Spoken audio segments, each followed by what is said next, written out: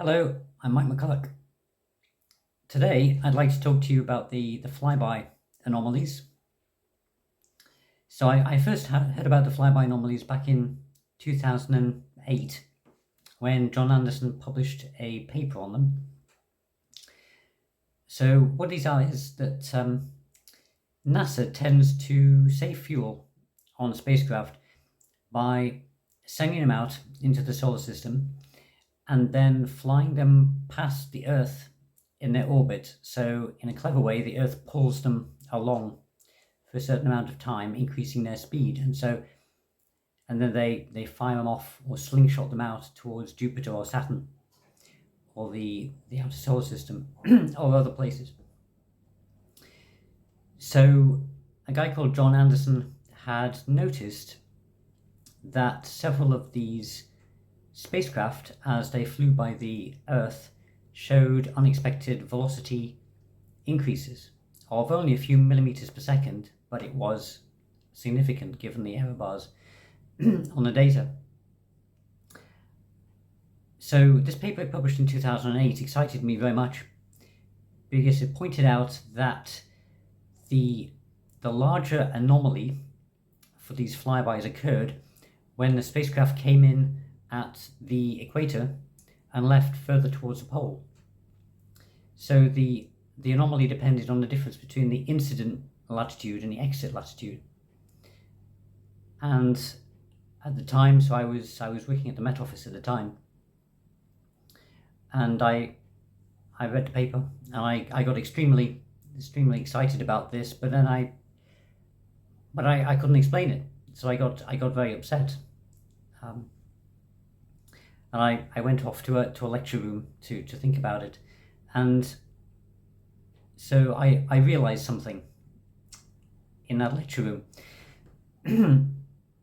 in that when the spacecraft come in at the equator,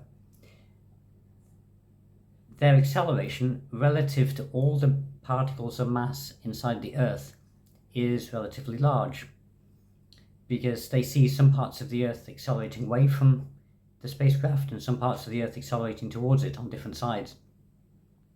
So the mutual acceleration is large in that case. But when the spacecraft leaves at the poles, it's looking down on the spin axis of the Earth, and so the mutual acceleration between the spacecraft and all the bits, particles in the Earth is much lower. And quantized inertia predicts that when you have a low acceleration, and as I realized when thinking about this, a low mutual acceleration, then the inertial mass drops, and by the conservation of momentum, the spacecraft has to speed up. And it turned out that when I considered this, using maths, I integrated over the sphere of the Earth, things like that, I managed to show that the predicted anomalies matched to some extent the observed anomalies.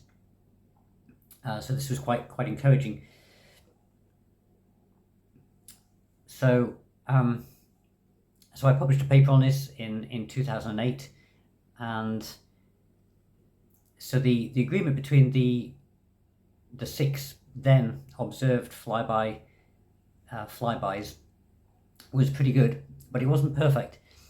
And when I'm thinking about it now, I realize that I missed an extra effect, because although the change of inertial mass of these spacecraft as they pass by the Earth causes them to speed up by conservation of momentum, it will also affect the gravitational interaction between them and the planet. So if they lose inertial mass, for example, and NEAR, the spacecraft called NEAR, Near Earth Asteroid Rendezvous, is a prime example. If they come in at the equator like that one did and leave at the pole, then they lose inertial mass, so they speed up, but they are also attracted back towards the Earth more than they would otherwise have been. And I didn't factor that in. That might be a significant thing to try next. So it'd be very nice to model this.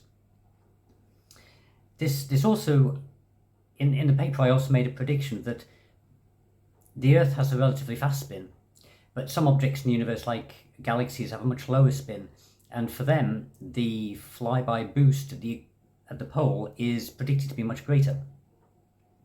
So we should see a lot of things leaving along the galactic axis. So indeed, we do see galactic jets. So this could account for that. So that will be interesting to look at as well. Okay, so I hope you've enjoyed this short. If you like this sort of thing, please do subscribe to my Patreon, and the link will be shown at the end of this video. Okay, so I look forward to seeing you next time. Goodbye.